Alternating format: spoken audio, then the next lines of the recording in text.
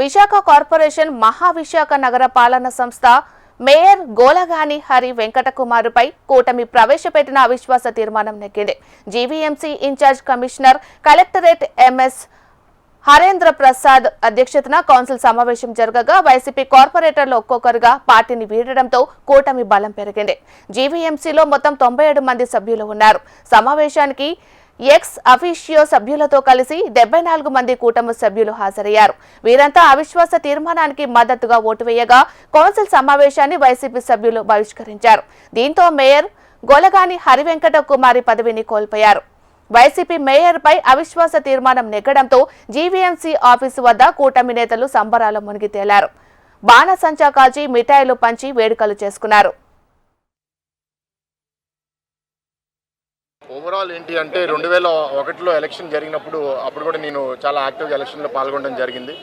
అప్పుడు ruling party YSRCP చేసిన దారుణాలు ఒత్తిళ్లు చాలా బాధాకరం. అయినా సరే అప్పుడు ఎదుర్కొని విడిగా మేము పోటీ చేసాము. అప్పుడు తెలుగుదేశం, జనసేన, బీజేపీ విడిగా పోటీ చేసిన అప్పటికి ఇంచుమించు 32-33 కార్పొరేటర్లు గెలిచాము. ఇవాళ ఎవరైతే పాజిటివ్ మైండెడ్గా ఉన్నారో అది కూడా మేము సెలెక్టివ్గా చాలామంది వస్తా అన్నారు, కానీ సెలెక్టివ్గా మేము ఎవరితో మనకి ఐడియాలజీ సింక్ అవుతుంది ఎక్కువ వరకు వాళ్ళనే కలుపుకొని ముందుకు రావడం జరిగింది.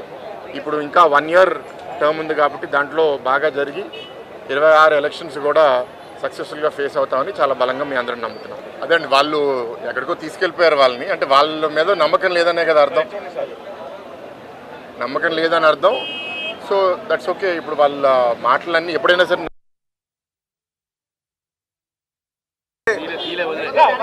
మేయర్ పైన అవిశ్వాస తీర్మానం పెట్టామో అది నెగ్గినందుకు గాను కూటమి నాయకులకు దానికి సహకరించినటువంటి ప్రతి ఒక్కరికి కూడా ఈ సందర్భంగా మేము ధన్యవాదాలు తెలియజేస్తున్నాం.